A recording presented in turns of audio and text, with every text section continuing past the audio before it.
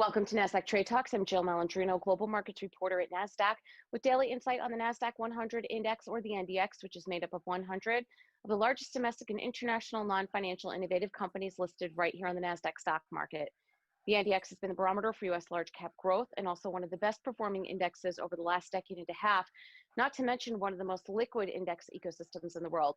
Joining me this afternoon, we have Joyce, Managing Director with Nasdaq's Market Intelligence Desk, for an update on technical levels to watch in the Nasdaq-100 following an incredibly volatile week for the index and broader market. Brian, welcome back to Trade Talks. And, what's the old adage here?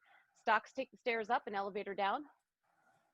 That's certainly the case here. The NDX, was up at 83% year to date last week. I think that was as of Wednesday, and in less than 2 sessions, we sold off more than 10%. Its first entry into official quote unquote correction territory. So it was a remarkable run. We knew at some point, we were going to see a deeper pullback, and we're currently in that mode right now. All right, well, let's take a look at your first chart here with fresh technical levels to watch on the Nasdaq-100. Sure. So right here on the NDX, I had a feeling on Friday that so we had that initial sell-off on Thursday. That was the break, and then Friday we saw downside follow-through, but rallied late in the day. But there were a couple of things that told us maybe that we weren't out of the woods yet. And first here, if we look at this rising trend line connecting, say, the April low and the June low, and a couple pullbacks in between there, we can see that this line has been repeatedly tested on the way up for the NDX. And then it bounced higher off of that. And last Friday, we broke down through it. Now, we did rally back into the close, as you can see here, and this was a nice bottoming candlestick pattern, but we didn't see the upside follow through on Tuesday when we came back in to start this week. But we did bottom on Tuesday, slightly lower than Friday's low, right there on the 50-day moving average. A little bit of a lift yesterday, and today we have a bearish engulfing candlestick on the way back down. I believe Congress just voted down the quote-unquote skinny stimulus bill. So I think that's been putting a little additional pressure on the market here. It's been tech that's been leading to the downside, particularly a lot of those large cap, mega cap names that have been the primary driver of the outperformance year to date. The second technical that was a warning sign was last Friday. We did break this support line that we've been highlighting the last couple of times on the show. The 52 RSI level has been support, clearly defined support, given the fact that it's been tested on numerous occasions since mid-April. That broke on Friday, and even though price came bouncing back, the RSI still hadn't yet recovered that level. So that was, the two factors there that told me, the volatility was here to stay, and we could see, a bit of a deeper correction, particularly given the strong moves that we saw year to date up until last Wednesday. And it was really interesting, Brian, that we saw this run up week after week in August and the first part of September. And interestingly enough, the VIX was running in tandem with it, which is also another good indicator. But I want to take a look at VOLQ this afternoon, which is the volatility measure that tracks the Nasdaq-100 specifically. It's more of a pure play when isolating the volatility of those 100 stocks within the index.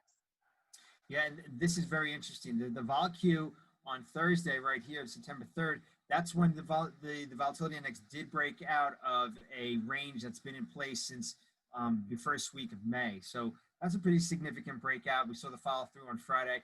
It's been coming in. It's a little bit higher today, and quite honestly, I'm surprised it's not higher. I don't know if that's telling us that maybe this pullback we're seeing, it's almost 2% pullback from yesterday. I wonder if this is telling us that the volatility is on its way back down. A number of traders like to use a close when the volatility index closes above the Bollinger Band. When it pulls back in on the second close back in from the upper band, that potentially is a buy signal for some traders in their system. So we'll have to see how that behaves this time. But right now, what it's actually doing is it's retesting that breakout level. So this will be very interesting to see in the next coming days or so, what it does from here. Is it going to hold this level and continue to run higher, or is it on its way to pulling back down within the base? So that's something to definitely keep on the radar. So, Brian, that's interesting. For the benefit of the audience, you can actually use technical analysis on an indicator like the VIX, just like you would on NDX or any single stock. You can. I think certain people will question whether or not things like a support and resistance levels on a volatility measure are are as reliable as, say, price levels that people are actually buying and selling. I think it's really just better used as an extra tool, whether or not to confirm other things that you're using, such as moving averages and highs and lows, changes in momentum, etc. But it's certainly telling you that volatility is increasing.